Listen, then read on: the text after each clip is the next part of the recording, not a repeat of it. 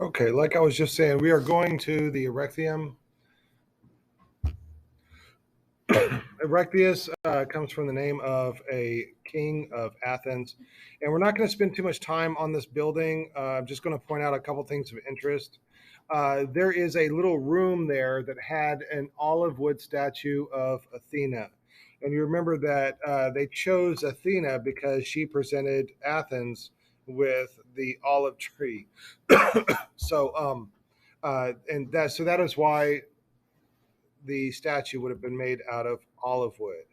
So we're going to look at a couple views of the Erechtheum. One thing I am going to point out, well, we'll get to it in a second. Here, there was an olive tree that was planted right here in ancient times. And, the olive tree had long since died and gone away, but they have recently replanted an olive tree right here in honor of Athena's gift to Athens. On the left, we have the north porch. You can see that it has Ionic columns. But on the right, the Porch of Maidens, that's what we're going to take a look at with the Erechtheum. So I want you to know the Porch of Maidens for the test. And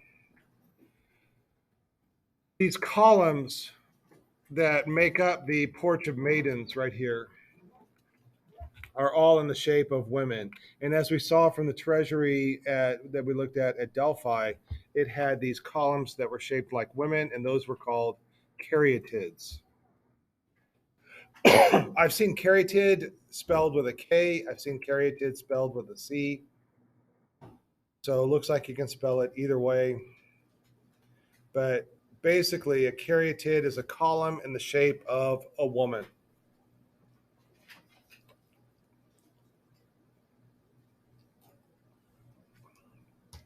And these women are very columnar. That means they look like columns. If you look at the dress, the folds in the dress are very vertical and they look like the fluting that is on a column.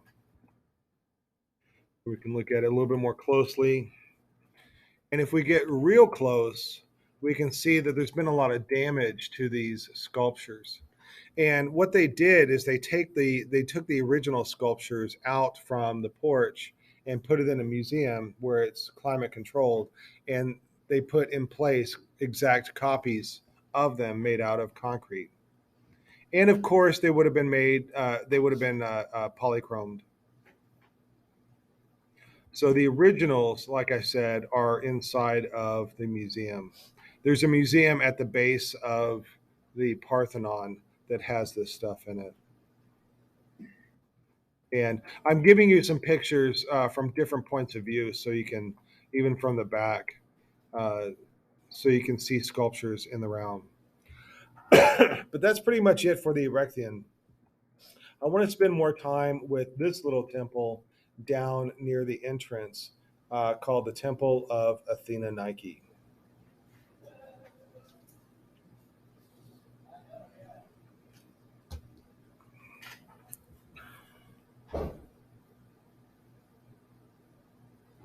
So if we get an aerial view of the Parthenon, it's this tiny little temple right there. It's absolutely minuscule when you compare it to the Temple of Athena. And as you walk up the entrance to the Acropolis, the Temple of Nike is one of the first things that you see. Now, you guys have heard the word Nike before, right? What is Nike the goddess of? A lot of my students will say she's the goddess of feet, and that's not true. She's not the goddess of shoes, and sometimes students will guess that she's the goddess of running. Nike is the goddess of victory, and she's always portrayed with wings, and she often is holding a light of some sort or a torch. And the sad thing about this is that there are no stories of Nike, so I can't really go into story time with you about her. But if she is on your side, you are victorious. and she pops up in Greek mythology and Greek art quite often. Here we have a red figure view of her, and then here's some fan art of Nike. Again, she is almost always portrayed with wings and carrying a torch of some sort, and she is almost always portrayed carrying this wreath of laurel leaves that she will place on the head of victors. So she was known for flying around battles to locate the victors. And then when she found one, she gave him fame and honor by placing a wreath of laurel leaves on his head. Another symbol of Nike is a palm branch, which is a symbol of victory. Now, do you remember the Athena Parthenos when we looked at her? She is holding Nike in her hand. So you can see that, like, why is Athena so much bigger than Nike when they're both goddesses? Well, one is a much more important goddess than the other. And that's kind of like a hierarchy of scale. But Athena, or I'm sorry, Nike pops up everywhere, especially in public sculpture. If ever you are in a public place and you see some sort of a winged person up above, well, that's Nike. And if you see like here we have, I don't even know what but this place is, but you can see that it has this leader on a horse, and Nike is guiding the way because she's leading him to victory. And you often see it on top of buildings. All right, so let's take a look at the temple. Like I said, it's a tiny temple. And it is an ionic temple. It has ionic columns on it. If we look at the plan of it, there's no colonnade that goes all the way around. There's just the colonnade on the if that's the west side and the east side.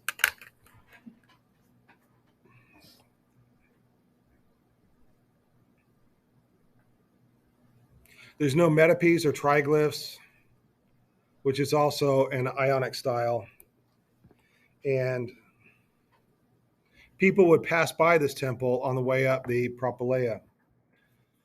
It would have been polychromed,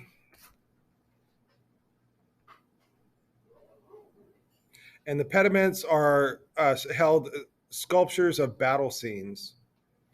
This was unusual at the time of construction because pediments of classical Ionic buildings were not normally adorned.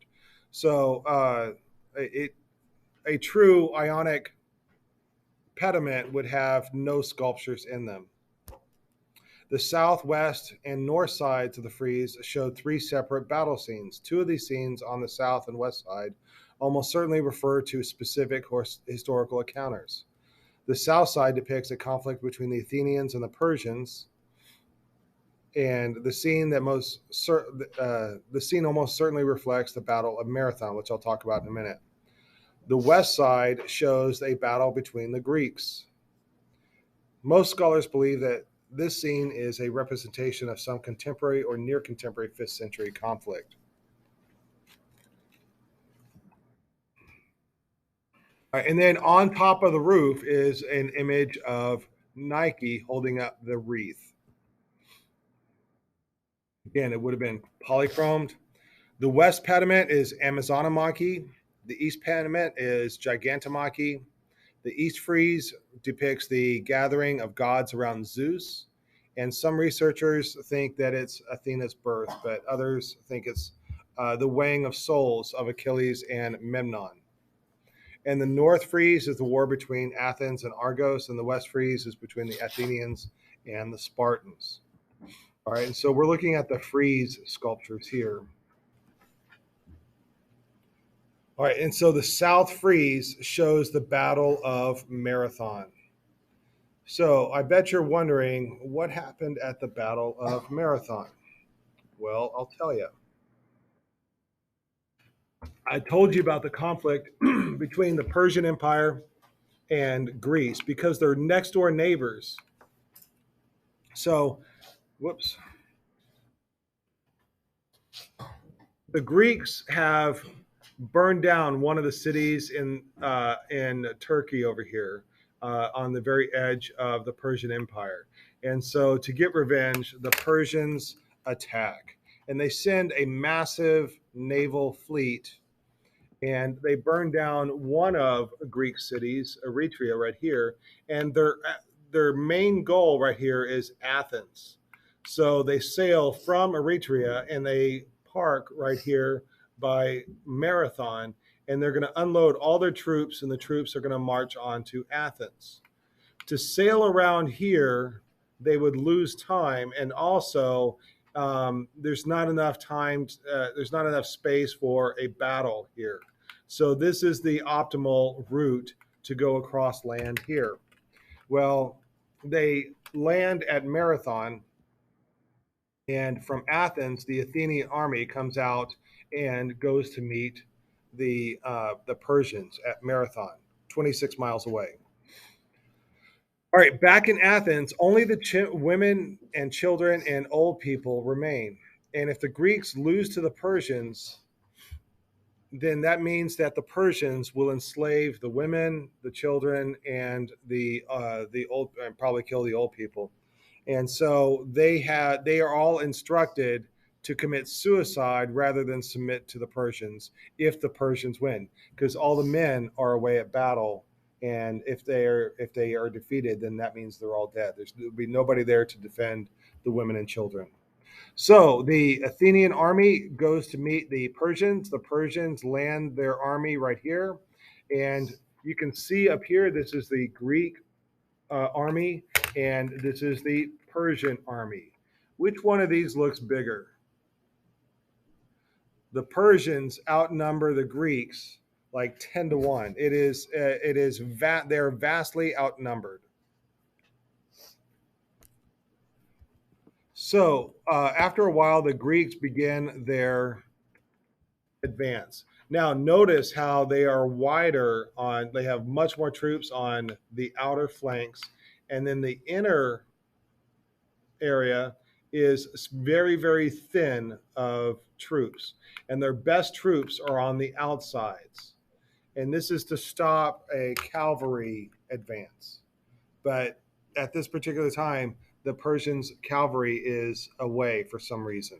So the Greeks start their advance, and it happens just like you would expect. The Persians, because the Greeks are thinner in the middle, the Persians push back the Greeks in the middle. But the Greeks, because their best troops are on the outsides, push the Persians back on the outsides. And so what happens is that the Greeks right here retreat, causing the Persians to pursue them, and then they are completely surrounded by the best troops. And so the best troops attack from the sides, and they slaughter many Persians. And the Persians turn around and run back to their ships. And while they're running back to their ships, the Greeks are chasing them, throwing spears, throwing lances, throwing and shooting arrows at them, and slaying them, killing many, many Persians on the way back to their ships. Now, they need to let the people in Athens know that the Greeks won, so that the women and children don't commit suicide. So they send a runner to run from Marathon up here to Athens, and if you were to walk it, it'd be 7 hours.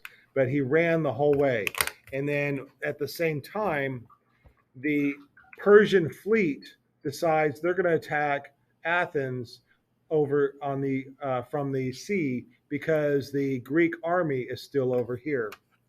So the runner runs all the way to Athens.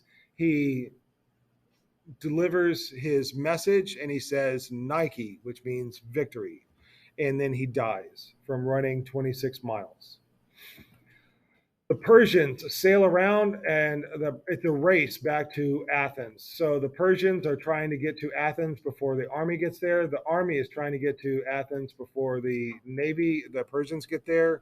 And when the Persians show up, The Greek army is right there ready for them. And so the Persians say, all right, that's it. We're done. At the end of the battle, Persians have lost 6,400, and while the Athenians only lost 192. So it was a huge victory for the Athenians and a huge loss for the Persians. And a little story is there are 10 Greek generals at the army. Only one died, and it said that there were so many spears in him that the Spartans found him standing up dead because the spears were holding him up. Anyways, the Greeks used the Battle of Marathon to promote how good they are in battle. So they used it as a propaganda tool. And that brings us back to the temple of Nike, is they told the story of Nike along the frieze of the temple of Nike. They told the story of Marathon along the frieze of the temple of Nike. All right, and a couple other things I want to point out with this temple. There is a parapet, a little wall that goes around to keep people from falling off the edge. And along it are some um, uh, scenes of Nike bringing cattle and trophies to be sacrificed in front of the seated Athena. So Nike is serving Athena. So there's Nike and Athena, and here are some of the relief sculptures from that. And one particular right here is this one right here called Nike. Let's see, adjusting her sandal. So Nike is bending over. Her arm is going down to her foot. She's lifted her leg up to adjust her sandal. But again, you can see how the fabric of the body, just like with the Elgin marbles, both clothe and reveal the body underneath. You can really get a sense of her leg and her torso under the fabric. Anyways, tourists like to imitate that sculpture. All right, are there any questions about anything so far? All right, so we're going to finish part 3 of 4, and we're going to go into part 4 of 4.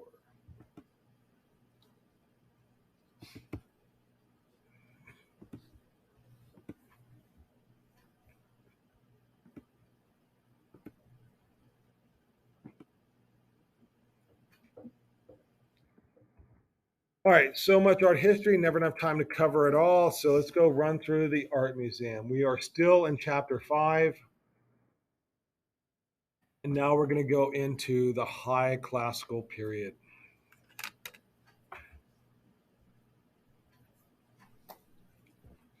So I got a story for you guys.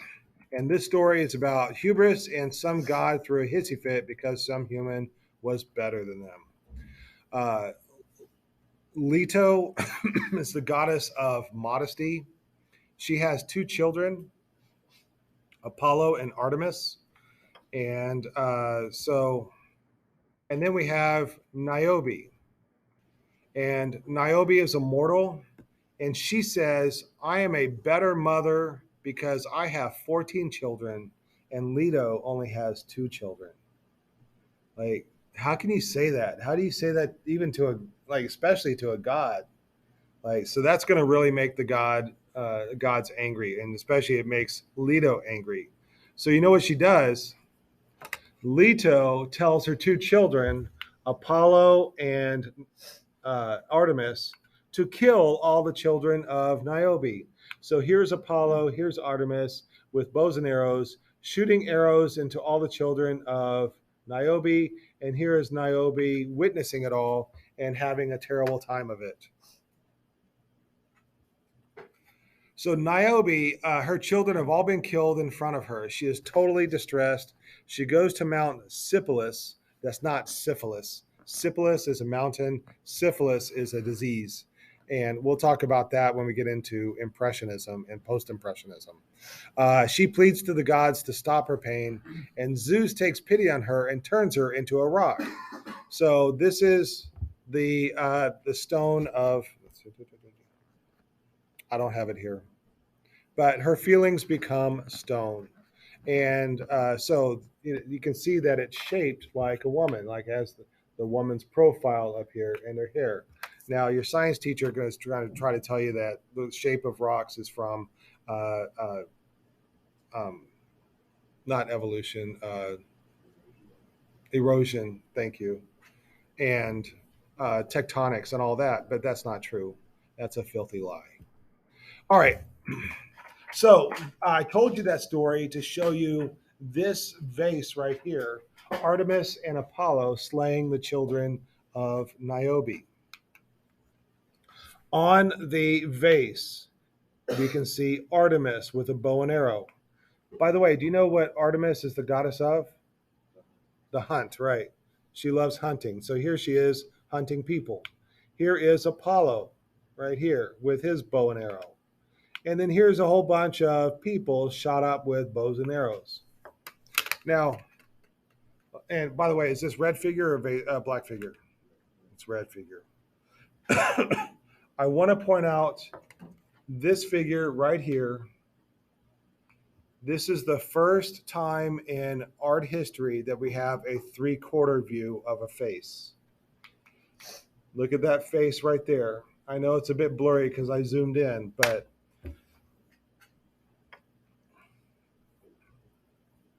before this, 99% of all faces were profile.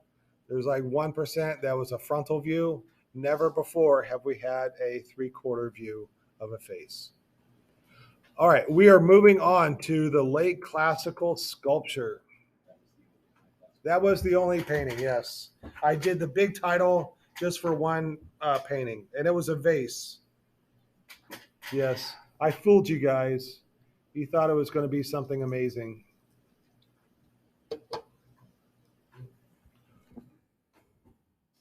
All right, we're going to skip past this video. And we're going to go to Knidos, Knidos, this little island right off the coast of Turkey.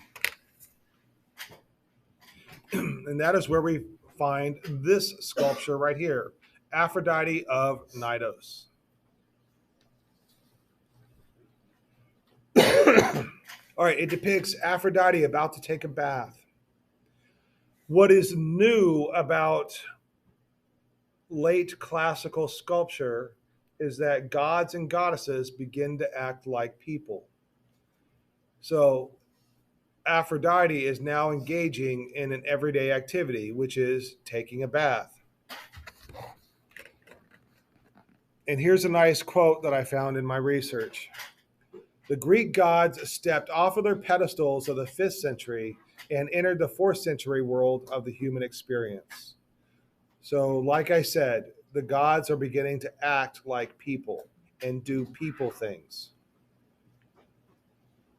A little fun story about this sculpture right here is that it's one of the first nude female sculptures in Greek culture, and the people of Knidos placed an open shrine for this sculpture to be viewed in the round. They can walk all the way around it, and it's one thing to show a woman in nude, but not a goddess.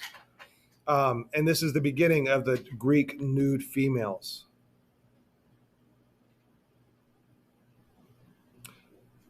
The original was destroyed in the fire. This is a Roman copy, but the original caused a huge sensation at the time, and it became a tourist attraction. And people would come from all over to look at it, and there was a lot of arousal, I'll say. All right. Another thing that we can notice is that there's definitely no more of the archaic smile. And we can also compare it to this red figure vase that we saw earlier, where a slave was getting ready to take a bath. So, once again, I want to really stress that she is engaged in a human behavior.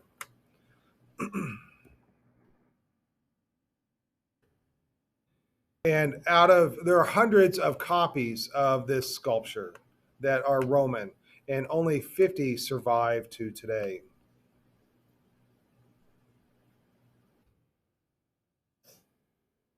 All right, and I've got another story for you. This time, Zeus couldn't keep it in his pants. So, Zeus has fallen in love with Semele, and he visits her, but in order to disguise himself from his wife Hera, he turns himself invisible. So Semele has an invisible boyfriend, which she believes is a god. She doesn't know which god it is, but she believes that some god is coming to her and invisible, and then they have relations together. And she likes to brag that her boyfriend is a god. So Hera knows what's going on. Hera disguises herself as a friend of Semele's and says, "You better ask that invisible love of yours to show himself." To which she does. She sees that seems like good advice. So the next time Zeus comes, he wants to do it with her. And she says, "Okay, but first grant me a wish." And he says, "Yeah, okay, anything, but hurry, I want to do it." She says, "Swear on the river Styx." He says, "Yes, I swear. Can we do it now?" She says, "Show me your true form." And he doesn't want to, because if he does, it will kill her. But she doesn't know that. But he's promised on the river Styx, so he has to. So he turns himself visible, and in all of his godliness, causes her to catch fire. But the problem is, I know you love my amazing PowerPoint skills. All right, but the problem is that she is pregnant with his son. So, in order to save the baby, he cuts the baby out of her and puts the baby in his thigh, because the baby's not yet fully matured yet. It's not ready to be born. So he puts the baby in his thigh, and then the baby is born out of Zeus's thigh. And this is Dionysus. In fact, go ahead and write Dionysus down.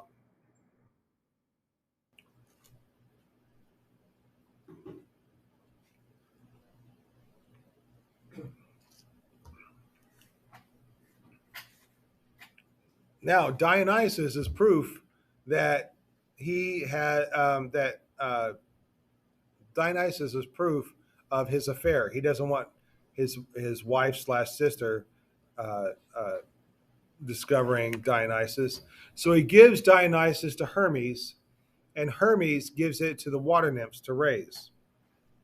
So Dionysus grows up to be the god of. I heard grapes. What do you make with grapes? Wine. He is the god of wine, and he's also the god of revelry. Revelry is partying, so he is a party god. Now, look at the image on the right. Is he in good shape there? No. Why? Why is he not in? He's a god. Why does he not have a god's body? You got too much wine, and also, what do you do when you party? Yes, too much eating. He is a hedonistic God, so he is all about self pleasure or lowering of inhibitions. So he is often portrayed as being overweight, and he's often shown as having a bunch of people around him, and all these people are drunk. You will often see grapes, you will often see wine being poured, and you will often see grape leaves in people's hair. All right, so that if you ever see a work of art and there's an overweight drunk guy and a bunch of people having a good time, all right, you know that that is Dionysus. The Roman name for Dionysus is Bacchus. All right, so I told you that story to show you an artwork that is found in Olympia in this temple, and this is the artwork right here: Hermes with the infant Dionysus. You remember that Hermes is the one that took the baby Dionysus and gave it to the water nymphs.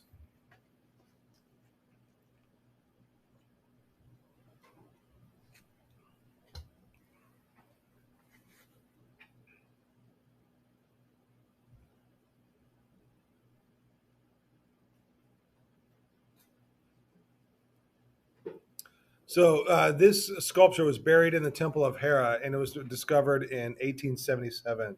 It took 6 excavations to find all the pieces, many of which are still missing. So if we can get a closer look at this, and I'm going to skip ahead to this right here. All right. So Hermes is holding something up. Little baby Dionysus is reaching out for it. What do you think Hermes was holding up that Dionysus was reaching out for? Yeah, or grapes. All right. So it's very common that people think that that would have been grapes. Hey, how you doing?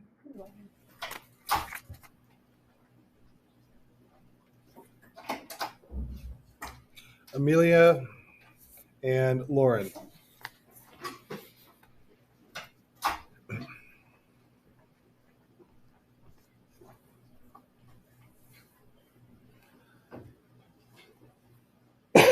All right. What I want to point out here is that Hermes is doing something very human.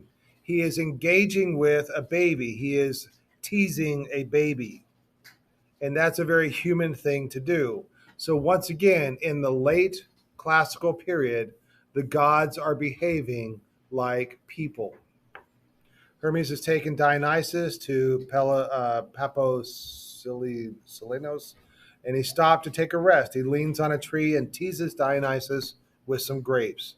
This is a very human moment, a human interaction between adult and child, and the gods are acting like humans. I want to again to show you that there is a strong contrapposto pose in this sculpture, and we can look at it from all sides. And another detail, you can see the sandals of Hermes, and it's very similar to the sculpture of Doryphorus. However, there are some minor differences. One difference is I want you guys to look at the hair of Doryphorus and Hermes. And Doryphoros, remember how this hair right here was a huge advance from the Kuros and Kore that were very abstract. This looks a lot more natural, but compared to the hair of Hermes, it looks very flat and cartoonish, especially seen from this point of view. All right, I want everybody to know what a strigil is.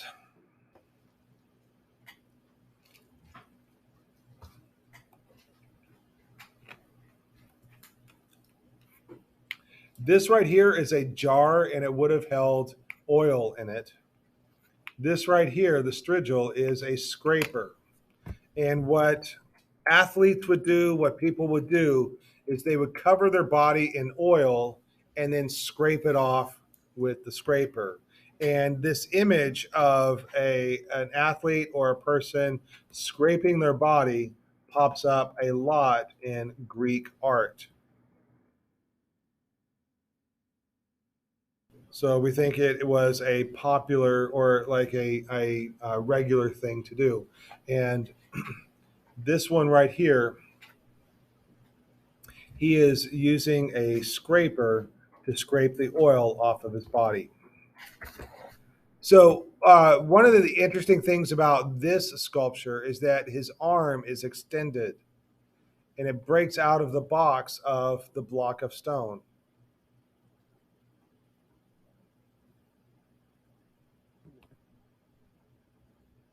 And again, we see that contrapposto pose. Now, this sculpture right here creates a new canon. So and the average person or the proportion of the human body is that we are 7.5 heads tall. Now, the Doryphorus, that created the canon of being 7 heads tall, but the reality is that we are 7.5 heads tall. And this scraper guy right here is the first to create this new canon. And um, it breaks from the tradition from before. I do want to talk about like the proportions just in art in general. It is the regular proportion is 7.5 heads tall. When I teach drawing, I teach a body that is 8 heads tall. It's just easier to draw, and and I call this the heroic proportion.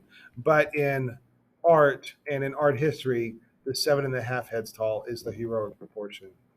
When you get into fashion, you will draw figures that are taller. This guy is 8.5 heads tall. And then if you want somebody to look like they have a massive body, you will do a figure that is 9 heads tall. And especially in comic books, figures like the Hulk, to show that their body is very massive, they'll draw a small head on it and with a very large body. And so, like images like the Hulk are uh, along this line over here. But in fashion, to make figures look slender and tall, they will do these 9 headed tall figures. All right, we've already talked about the differences between here and this is a mundane activity right here, whereas this is he is engaged in sport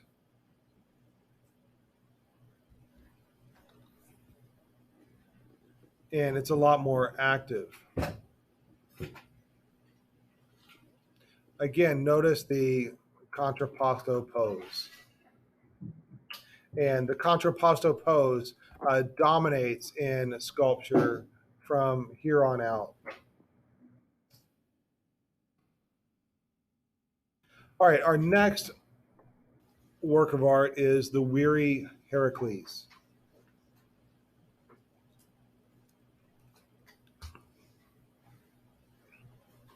And this gives you a sense of how large this sculpture is. It is massive.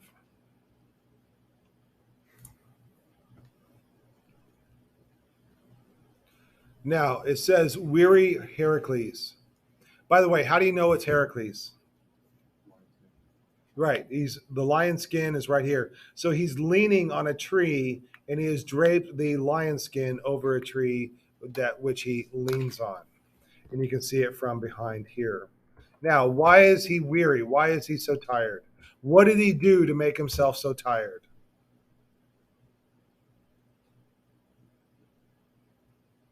What amazing things did he do to make himself so tired? The 12 labors, right? So that is why he is tired. He is finishing up the 12 labors. And in fact, when you look at his backside and get closer, in his hand, he is holding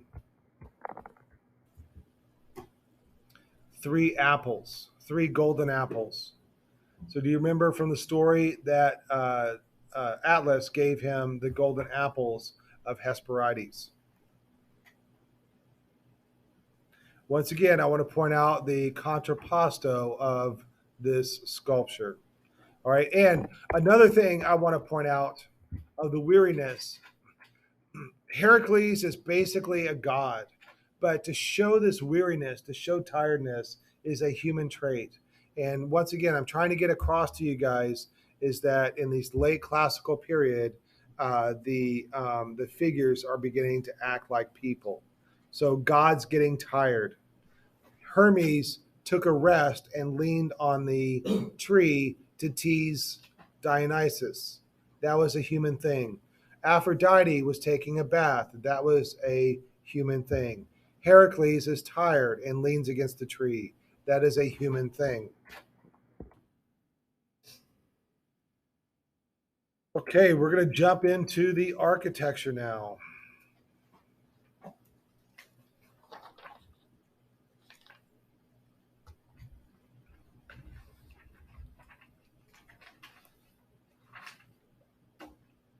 Was that thunder out there?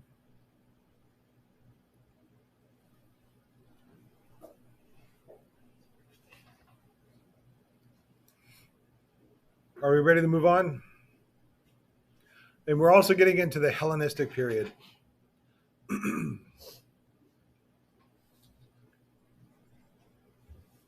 All right. I want to move on.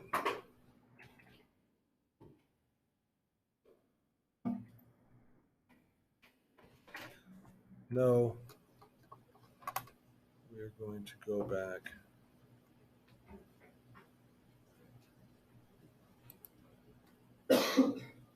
All right, so we're going to go to Pergamon, which is on the west coast of Turkey.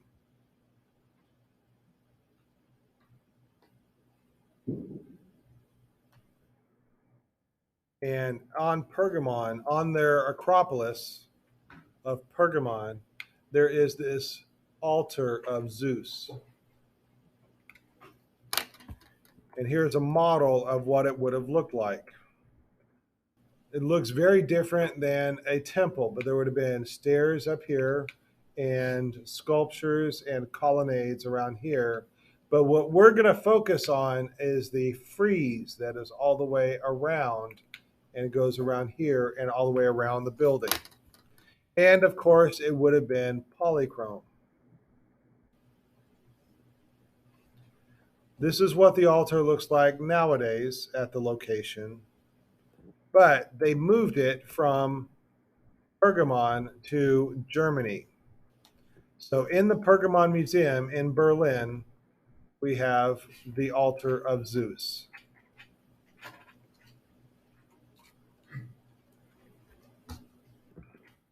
And I'm going to give you guys, let you guys guess. What do you think the frieze?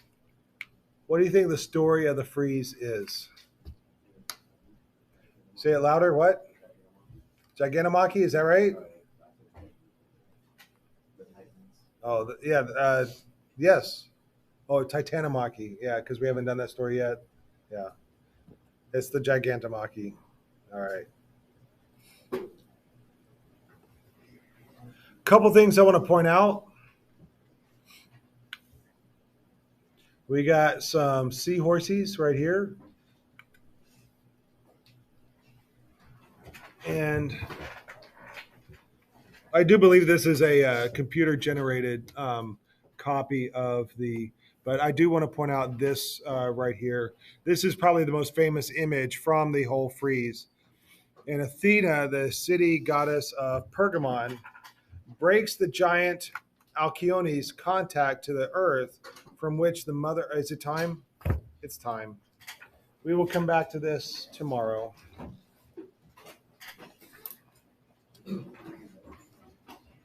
Hey, when we get close to leaving for when the bell's going to ring, you can interrupt me. You can say, "Mr. Reese, the bell's going to ring." I get so excited about teaching art history that I forget about time. I'm having fun telling stories, showing art, especially Greek art.